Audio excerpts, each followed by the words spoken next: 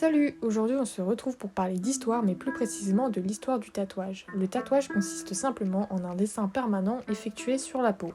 Il est d'ailleurs attesté dans la société humaine depuis le néolithique.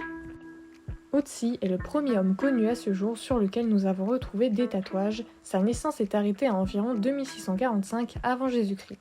Ces tatouages forment des lignes parallèles le long de sa colonne vertébrale, mais aussi des croix et des traits sur ses articulations. Il en fut déduit que ces tatouages avaient été réalisés à des fins médicales. Le tatouage a été pratiqué dans toutes les régions du monde et à toutes les époques. L'origine du mot vient du polynésien tato, qui est une pratique ancestrale et remonte à -1300 avant Jésus-Christ. C'est un rite durant lequel on coloriait sa peau lors des étapes importantes de la vie, en utilisant notamment des dents de requin et des os taillés. Il était aussi un marqueur social car il était essentiellement pratiqué par les classes supérieures. Durant l'époque d'Edo, donc dès 1600, l'irizumi devient un tatouage synonyme de punition. Les criminels sont tatoués de force sur le bras ou le front. Malgré cette image négative, cette pratique se développe et des Japonais l'étendent à divers motifs et surtout le corps.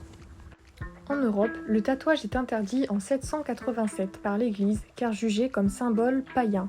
Dans l'Ancien Testament, on peut lire « Vous ne ferez point d'incision dans votre chair pour un mort et vous n'imprimerez point de figure sur vous. Je suis l'Éternel. » Le tatouage réapparaît cependant au XVIIIe siècle après que des marins européens de retour de Polynésie s'approprient la pratique. En Union soviétique, dès 1922, le tatouage devient central dans les prisons. Par un système très codifié, les prisonniers se gravaient leur parcours criminel sur la peau, les tatouages donnaient des indicateurs sur la raison de leur séjour et instauraient une hiérarchie.